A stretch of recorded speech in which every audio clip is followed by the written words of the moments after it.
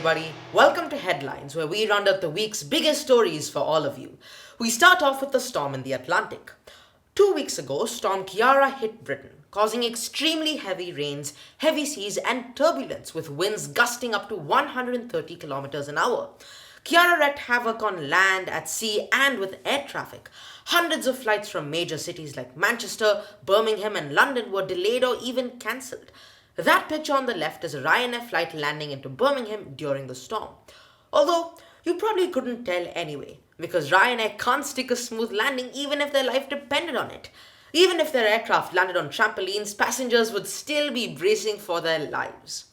On the ground, floods also hit a bunch of cities, including Liverpool and London. That's right, even the city of Liverpool is seeing some action. The only times we hear the name Liverpool nowadays are when Mohamed Salah messes up a free kick or when a brawl in the city ends with one man throwing a dead pigeon at the other. That is actually a true story. Jokes aside, a new storm much more severe than Ciara hit Britain last week. This storm was called Dennis. I guess I know why. It was menacing, just like Dennis the Menace. The storm was similar in style to Ciara, causing record-breaking flight times in the UK as well as flooding. Thankfully, it was short-lived and the storm has now passed. As Paul McCartney once said, "Here comes the sun." Narendra Modi taking over the world one hug at a time, and Donald Trump disappointing the world one tug at a time. Mr. Trump landed in Ahmedabad on Monday and was greeted with a spectacle of 7 million people cheering for him on the 22-kilometer route between the airport and the newly built Motera Stadium. Trump delivered a speech at the Motera Stadium in front of a 100,000-strong audience. But he absolutely butchered the names. He called Ahmedabad Ababad. He dubbed former cricketer Sachin Tendulkar as Suchin Tundulkar. Even as he described his pal Modi's rough life when Modi was young, instead of saying Modi was a chaiwala, a person who sells tea, he said Modi was a chihuahua. It's odd that Trump is having a tough time with foreign names here. He seems to have no problem with Russian ones. Trump is in India not to have a bite of pav bhaji or dokla. Rather, he's in India to meet Narendra Modi for their first ever summit together. The summit has a couple of goals, but here are the two main reasons. First, to increase defense supplies for India. Trump's visit will see the $2.6 billion buying of 24 helicopters for the Navy and 6 Apache attack helicopters valued at $795 million. And second, to discuss Kashmir, the controversial region which was stripped of its special status by the Indian government early last year. Trump, however, is probably using this trip to attract Indian American voters back in the USA and flip the bird to China, since both India and the USA share a distaste and suspicion about China's One Belt, One Road policy. On the 24th of February, the jury on Harvey Weinstein's trial made a decision after an intense week of deliberation.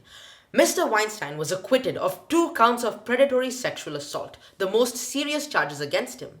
A couple of days ago, the jury were hung on this. They couldn't come to a unanimous decision. But the judge urged them to come to a conclusion. Weinstein was convicted of rape and a felony sex crime on Monday in New York. A bit of a backstory into Weinstein's trial.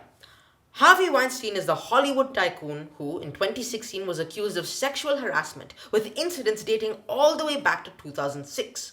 His alleged crimes fueled the #MeToo movement, which has gone on to empower thousands of women across the globe who've been sexually assaulted at their workplace. And for the last month, his trial has been taking place in New York.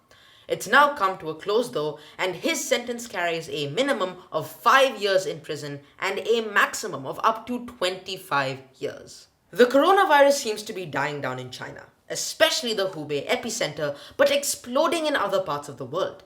China's Health Commission confirmed 720 new infections between Sunday and Tuesday, but only 22 were outside of the Hubei province, the lowest number outside of the epicenter since Chinese health authorities started publishing data a month ago. New infections outside of China have begun to worry world health authorities. South Korea on Wednesday reported an 11th death due to the virus and new cases, bringing its total to 1,146. The coronavirus even made its way to Italy. The count there was at 323 yesterday with 11 deaths. The only time that Italy has felt this miserable was back in 2007, when the best chef in the world wasn't Italian, it was a rat. America's Got Talent, the champion, season 2 just came to a finish and it was spectacular. The two finalists for this year was the acrobatic duo Transcend and the Indian dance crew v-unbeatable. The dance crew was semi-finalists in the last season of AGT, but they didn't make it past that. They signed up for the champions and managed to capture the hearts of Americans with their talent and their backstory. The group was originally called Unbeatable, but they added the V to the beginning of their name to honor group member Vikas Gupta. He fell during rehearsals several years ago and was reportedly paralyzed from the neck down before dying a few weeks later. The group's 28 dancers range in age from 12 to 27, and many of them live in the slums of Mumbai.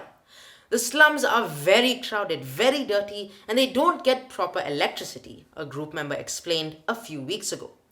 Often, 7 to 10 people are staying in one room at one time. v-unbeatable were crowned winners of AGT champions after a stunt-filled finals performance and will now walk, or should I say fly home, with $1 million. That's all for this week. I'll see you next time on Headlines.